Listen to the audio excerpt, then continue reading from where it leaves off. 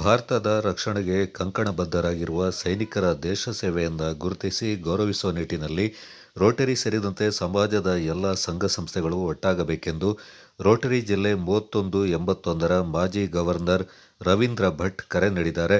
ನಗರದ ರೋಟರಿ ಸಭಾಂಗಣದಲ್ಲಿ Rotary Woods ವತಿಯಿಂದ ಆಯೋಜಿತ 5ನೇ ವರ್ಷದ ಯೋಧ ನಮನ ಕಾರ್ಯಕ್ರಮ ಉದ್ಘಾಟಿಸಿ ರವೀಂದ್ರ ಭಟ್ ಅವರು ಮಾತನಾಡಿದರು. ಓರ್ವ ಪೊಲೀಸ್ 5,000 ಜನರನ್ನ ನಿಯಂತ್ರಿಸಬಲ್ಲ ಸಾಮರ್ಥ್ಯವನ್ನು ಹೊಂದಿದ್ರೆ, ಓರ್ವ ಸೈನಿಕ 25,000 ಜನರನ್ನ ನಿಯಂತ್ರಿಸಬಲ್ಲ ಶಕ್ತಿ ಸಾಮರ್ಥ್ಯವನ್ನು ಹೊಂದಿದ್ದಾನೆ ಎಂದರು.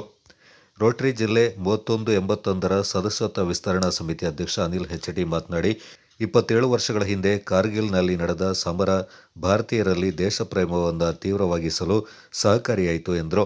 ರೋಟರಿ ವಲಯ 6ರ ಸಹಾಯಕ ಗವರ್ನರ್ ಎಂ.ಡಿ. ರಂಗಸ್ವಾಮಿ ಮಾತನಾಡಿ, ಸರ್ಕಾರಿ ಇಲಾಖೆಗಳು ಮಾಜಿ ಸೈನಿಕರ ಅಹವಾಲನ್ನು ಮೊದಲು ಕೇಳುವಂತಾಗಬೇಕೆಂದರು.